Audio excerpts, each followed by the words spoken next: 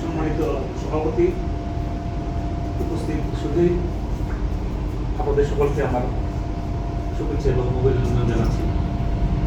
আমি যে প্রবন্ধটা লিখেছি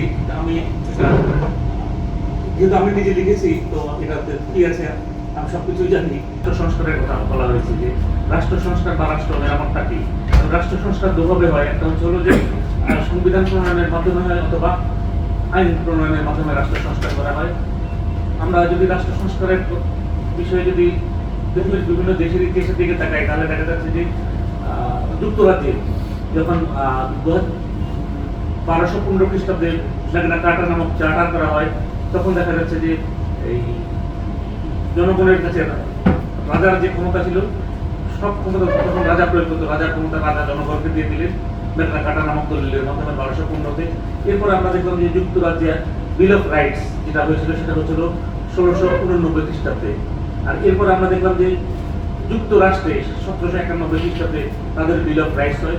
সেখানে তারা হচ্ছিল যে বিল অফ রাইটস এর মাধ্যমে জনগণকে ব্যাপকভাবে ক্ষমতায়ন করে।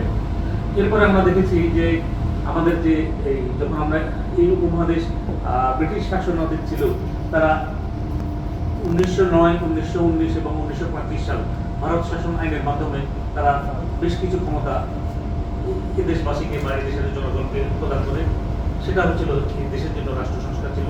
আমরা পাকিস্তানে দেখেছি যে 1956 সালের সংবিধান এবং 1962 সালের সংবিধানের মাধ্যমে রাষ্ট্র সংস্কার করা হয়েছে। আর আমাদের বাংলাদেশের ক্ষেত্রে হচ্ছিল প্রথম হচ্ছিল যে মুজিবনগর, যেটা এই 10 এপ্রিল 1971 মুজিবনগর যে আমাদের যে এই স্বাধীনতার ঘোষণাপত্র, প্রোক্লামেশন অফ ইন্ডিপেন্ডেন্স, যেটা ওই প্রোক্লামেশন অফ ইন্ডিপেন্ডেন্সটা তখন